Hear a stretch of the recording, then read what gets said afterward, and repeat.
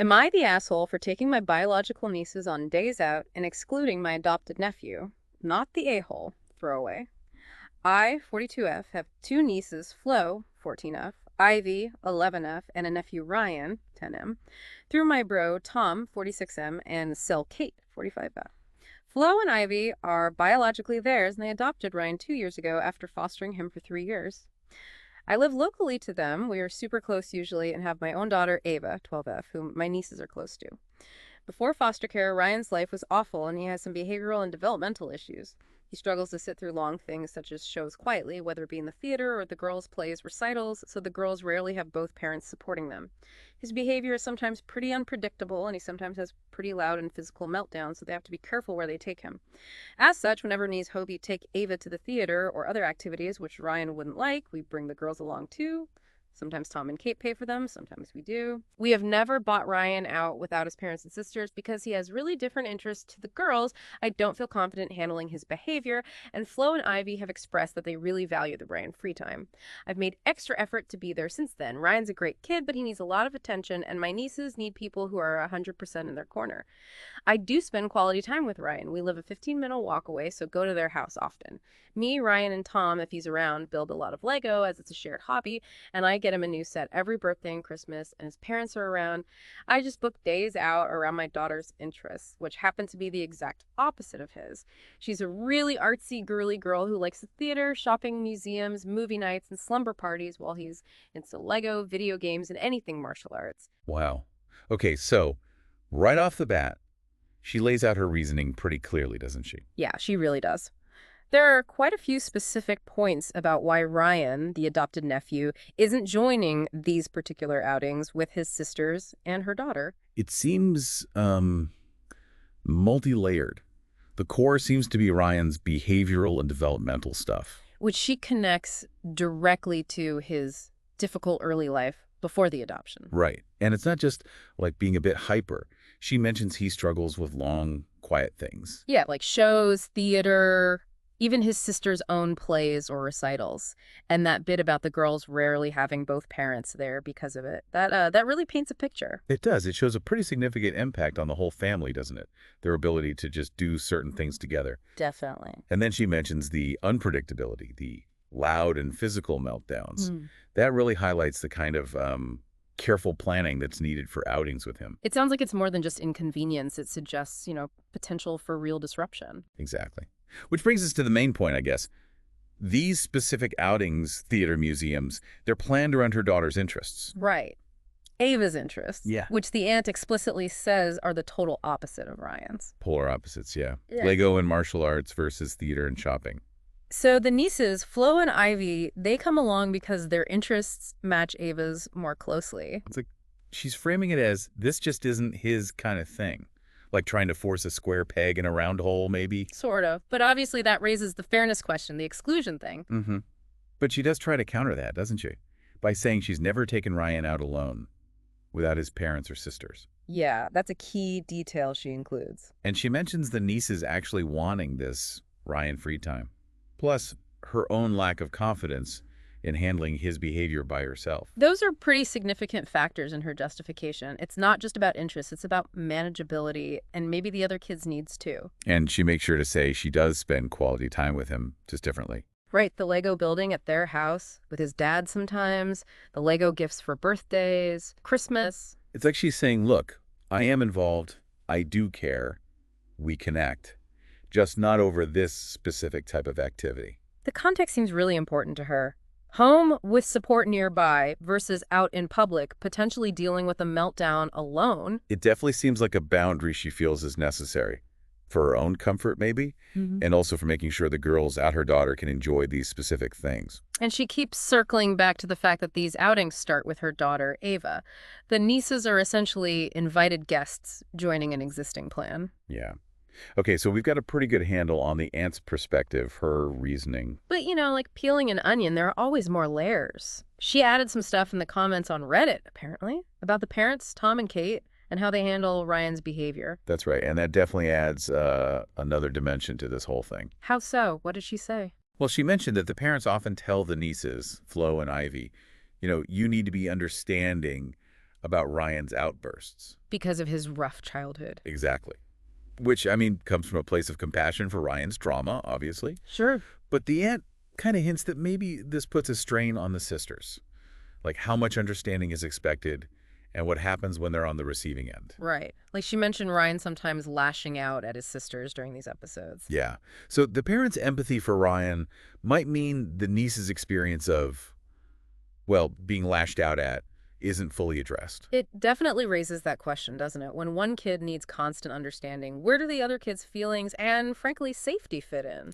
And it seems to have led to situations where Flo, the older niece, She's 14. 14, Flo apparently refuses to babysit Ryan alone now. She feels she can't handle him, partly because of his size and strength. Wow. Okay, that says a lot about the dynamic there, and maybe about how effective the parents' be understanding strategy is on its own. It suggests Flo feels, well, maybe not entirely safe or capable in that situation, a perceived risk at least. And what was that about the school? Something with Kate, the mom? Oh, right. The aunt mentioned an incident where Kate apparently insisted that Ivy, the younger niece, 11, should be pulled out of her class to go comfort Ryan when he was upset at school. Pulled out of class. Yeah. The school refused, apparently. Well, yeah, I can see why. But it shows a parenting choice, Right. right? Prioritizing Ryan's immediate emotional needs by putting the responsibility onto his sister, even disrupting her own school day. That sends a pretty strong message, doesn't it? Like, your brother's feelings are more important than your lesson right now. It really does. And the aunt also mentioned that Ryan is about to start at the same secondary school as Ivy. Oh, okay, so that adds another layer of potential future complexity. Exactly. You wonder how these dynamics might play out in that bigger, maybe less controlled environment. And this all circles back to what the aunt said about the nieces valuing the Ryan free time, doesn't it? It really does. It makes that comment feel less casual and more like a genuine need for a break. It suggests their day-to-day life might involve quite a bit of navigating his needs, maybe walking on eggshells sometimes. Possibly. He could be emotionally taxing, making those aunt-led outings feel like, I don't know, a breath of fresh air, a bit of normalcy. It definitely brings up that idea of glass children, where the siblings of kids with higher needs can sometimes feel invisible or like their own needs don't matter as much. Yeah, exactly. Even if the parents are trying their best, as the aunt sort of implies they are generally, the niece's desire for that separate time suggests there's something going on, an imbalance maybe. Okay, so we've heard the aunt side. We've got some hints about the parents and the nieces. What did the internet jury, the Reddit commenters, make of all this? It must have kicked off quite the debate. Oh, it absolutely did. And initially, the overwhelming verdict was not the a-hole, NTA. Really? So most people sided with the aunt. A lot did, yeah. They strongly supported her right to set boundaries, especially around managing a child with known behavioral challenges that she didn't feel equipped to handle alone. The feeling was sort of, it's not fair to expect her to deal with potentially serious meltdowns in public. Precisely. She's not the parent, she's the aunt. Many felt the responsibility for managing Ryan in challenging situations lies primarily with Tom and Kate. It's like you wouldn't expect your friend to suddenly handle your kid's severe allergy attack if they weren't prepared. Right, makes sense. Yeah. Was safety mentioned? Oh, yeah, big time. Concerns for Ryan himself getting overwhelmed in public, but also for the aunt and the other girls if a meltdown turned physical. Right, because the aunt admitted she wasn't confident. Exactly. And people picked up on the fact that these outings were really for Ava, the aunt's daughter. With the nieces tagging along due to shared interests? So the idea that Ryan should automatically be included in activities that aren't really his thing, and that the aunt isn't primarily planning for him, that struck many as unreasonable. It wasn't a family day out planned by the parents. It was the aunt's outing with her daughter. Exactly. And the point about the nieces deserving Ryan free time really hit home for a lot of commenters, too. Especially considering what we just discussed about their potential experiences at home. Right. People saw these outings as valuable respite for Flo and Ivy, a chance to just be kids without that extra layer of responsibility or tension. Did anyone question the parents' approach in the comments? Yes, quite a bit. Some suggested the parents might be, maybe unintentionally, enabling Ryan's behavior by always attributing it to trauma without also focusing enough on teaching coping skills or self-regulation. It's such a fine line, isn't it, between understanding the root cause and managing the present behavior. It really is. And there was definitely talk about resentment building up. If the girls always had to accommodate Ryan, even when it spoiled their fun. Yeah. The feeling was that forcing inclusion in these specific scenarios could actually damage the sibling relationship long term.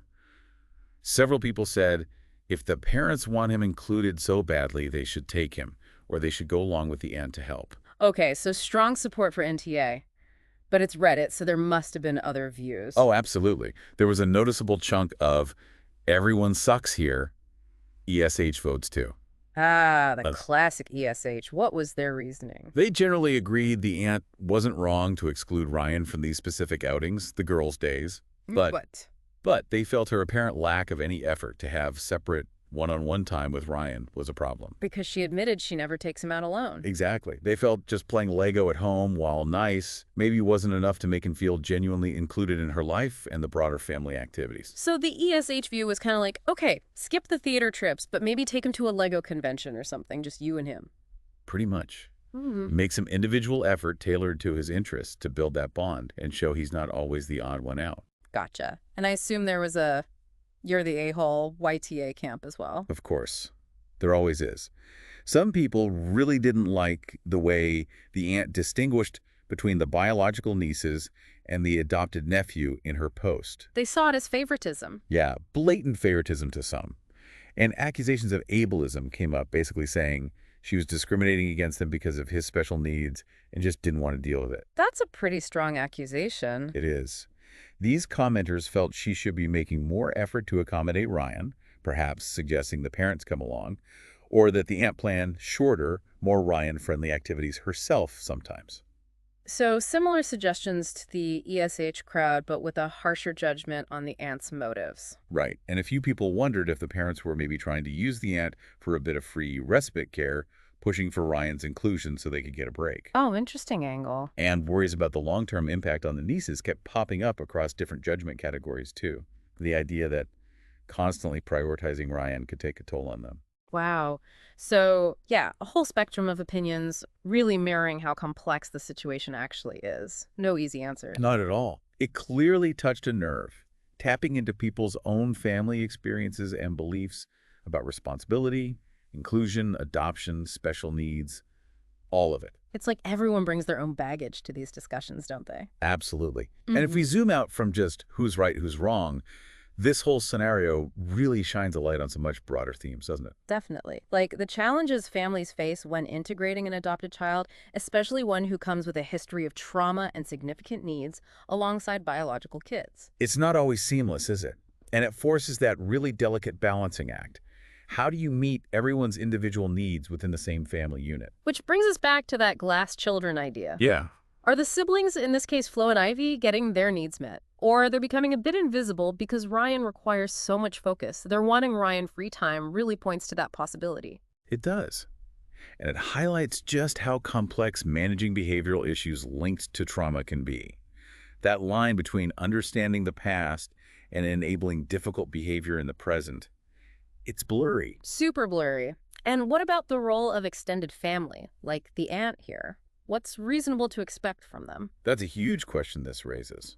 How can aunts, uncles, grandparents best support everyone involved, the child with extra needs, the siblings, the parents, without getting overwhelmed themselves or crossing lines? There's no universal handbook for that, is there? Not really. And communication seems key, or maybe the lack of clear communication. The aunt mentioned the sister-in-law kind of put the nieces in the middle, asking them if Ryan should come, instead of talking directly to the aunt about her boundaries. Yeah, that seemed a bit awkward. Avoiding the direct conversation, maybe.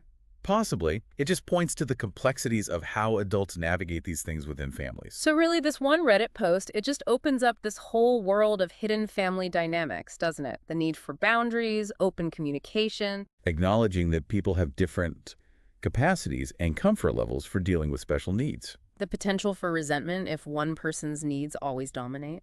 And ultimately, the crucial need for parents to get the right support therapy, resources not just for the child facing challenges, but for the whole family system. Absolutely.